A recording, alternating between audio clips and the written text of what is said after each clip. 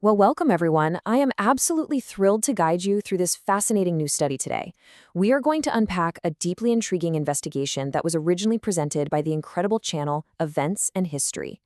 Just a quick shout out to them for their really meticulous research. And hey, you can find a link to their original content right below in the description box, and I highly recommend checking it out. Today, we're looking at a complex theological mystery. We're tracing historical evidence and textual analysis to see exactly how ancient sacred concepts might have crossed boundaries in totally unexpected ways. I mean, just think about the sheer scale of this. It is incredibly rare to find a clear, unbroken textual trail that spans thousands of years, migrating across entirely distinct cultures, languages, and empires. But we're going strictly off the historical trail mapped out by researchers Mel and Dr. J. Smith.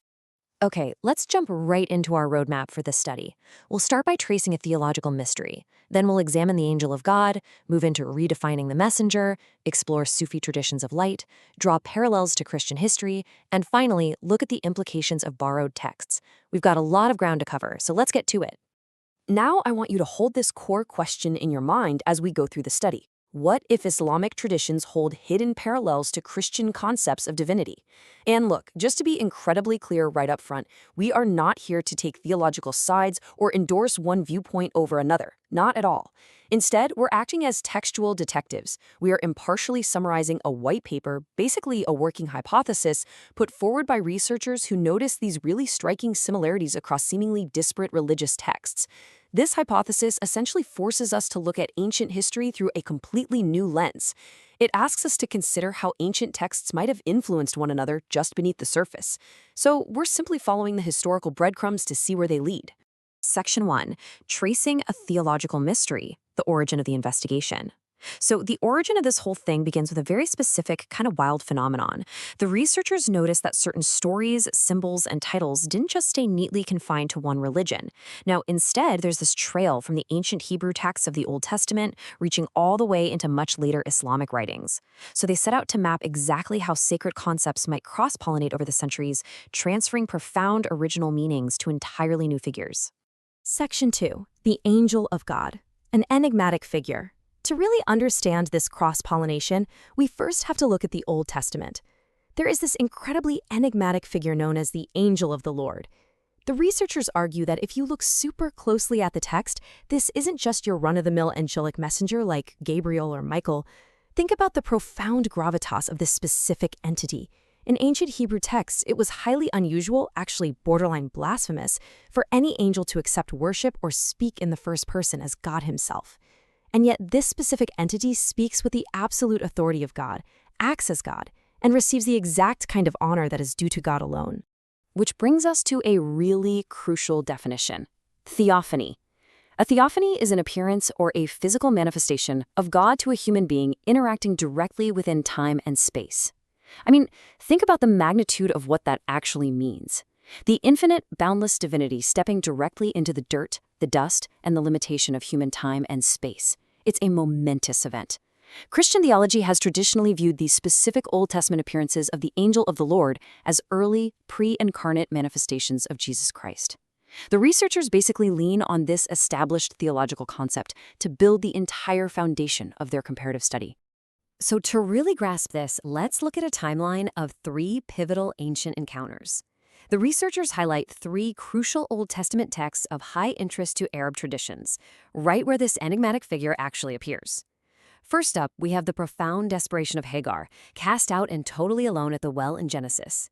Next, the immense psychological tension of Abraham on Mount Moriah during the binding of Isaac. And finally, the sheer, overwhelming awe of Moses trembling at the burning bush in Exodus. In all 3 of these pivotal moments, the angel of the Lord steps right into human history. Now, pay really close attention to the specific wording used by Hagar in Genesis 16 during her ancient encounter. The messenger tells her, "I will greatly multiply your descendants." Notice what he doesn't say. He doesn't say God will. No, he promises based on his own direct sovereign authority. Hagar immediately recognizes she isn't speaking to some mere subordinate. She literally calls the one who spoke to her a God who sees. Just imagine her sheer shock in this moment. She realizes she has spoken face to face with sheer divinity, and she marvels that she has actually seen God and remained alive to tell the tale. Section 3. Redefining the messenger, linguistic crossovers. Now, you might be wondering, how on earth does an ancient Hebrew concept leap across centuries into Islamic texts? Well, here the study shifts its focus to the Quran to explore how ancient linguistics might reveal a completely hidden, perhaps forgotten layer of meaning tucked inside very familiar titles. The researchers propose a truly fascinating linguistic crossover hypothesis. Let's compare two specific terms. In Hebrew, the word malak carries a double meaning. It can be translated as both angel and messenger. The researchers point out that the Arabic word rasul, which is often translated simply as messenger, is also used in the Quran with a very similar dual meaning of both angel and messenger. Let's slow down for a second and unpack why this matters so much. A linguistic dual meaning creates a massive theological loophole for later interpretation. Because of this linguistic bridge across languages, the researchers put forward a highly speculative hypothesis. They ask, could the famous title Messenger of Allah originally have been a reference to that divine Old Testament figure, the angel of God? To back up this hypothesis, they connect this linguistic double meaning to Surah 20 of the Quran, which recounts the story of Moses at the burning bush. Just like in the Old Testament, Moses is told to take off his shoes because he's standing on holy ground. But remember, mere angels don't make dirt holy. Ground can only be made inherently holy by the direct, overwhelming presence of divinity. Furthermore, the voice from the fire claims to be Allah. So the researchers argue that if a traditional narrative is borrowed, the profound theological implications, the Theophany, the fact that God himself is present in the fire, are likely borrowed right along with it. Section 4. Sufi Traditions of Light. Expanding the theology. Now we step away from the Quran and delve into later historical developments, specifically the Sufi traditions of light. To give you the bit of context, Sufism is a mystical form of Islam that focuses on the inward spiritual search for God. The researchers pull heavily from 19th century researcher Edward Sell, who documented 16th century Sufi literature, and the Sirah, which are biographies of Muhammad. Now, why do 16th century texts matter? Well, because they represent hundreds of years of evolving, layered theological thought. And what they found in these later mystical texts is a dramatic, honestly breathtaking expansion of theology.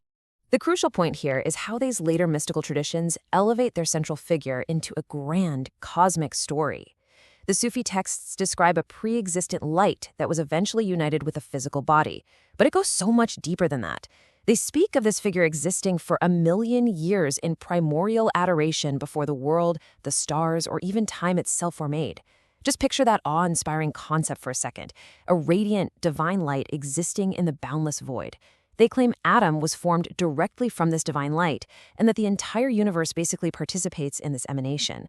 Guys, these are descriptions of a cosmic, eternal, foundational force, not just a historical human prophet. Listen to the sheer magnitude of this claim from the Nuri Muhammadi, meaning the light of Muhammad. It states, "The first thing which God created was my light and my spirit." This portrays a figure with origins stretching long before the creation of the world or the formation of the universe. The researchers point out that this completely shatters standard Orthodox Islamic narratives that emphasize strict human prophethood. It elevates the figure to a cosmic cornerstone, a being of nearly unfathomable divine significance. Section 5. Parallels to Christian history. Converging symbols. This dramatic elevation naturally leads us to compare things. Once the researchers identified these cosmic attributes in 16th century Sufi literature, they began comparing them directly with historical Christian descriptions of Jesus Christ. And what they found was a fascinating, almost shocking convergence of ancient symbols and titles. First, they point out a staggering overlap in attributes. While Orthodox tradition firmly holds to the 99 attributes of Allah, later mystical traditions boldly developed 101 attributes of Muhammad. We really need to dwell on those numbers for a second. Adding attributes beyond God's own 99 is a massive theological statement in and of itself. The researchers found a significant mixture and commonality between the two lists.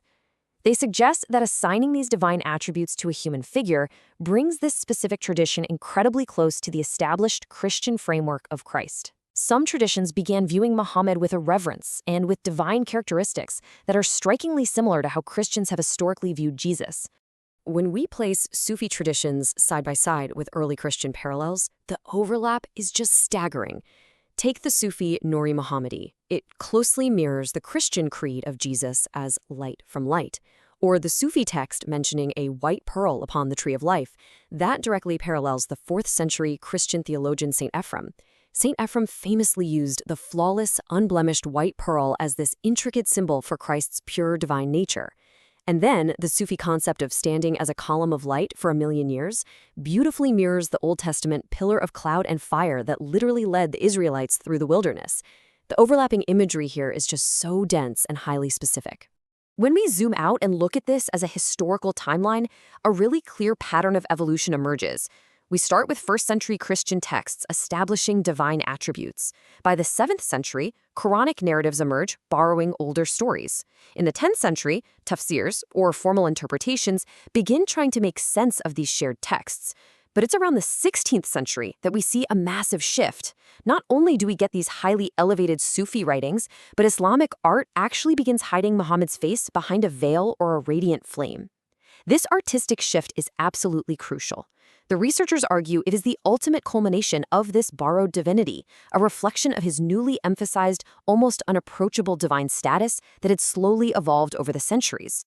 Which brings us to our final section, implications of borrowed texts, drawing conclusions. So, what does all of this actually mean for our understanding of religious history? Once again, looking at this impartially as historians without endorsing a specific theological claim. The researchers present this data to set up one final, objective takeaway about how traditions develop, evolve, and intertwine over millennia. The major takeaway the researchers want to emphasize is this: texts are not vacuums. When stories, titles, or symbols are borrowed across centuries and cultures, they don't arrive empty. They are often like Trojan horses of meaning. Their profound original meanings carry over.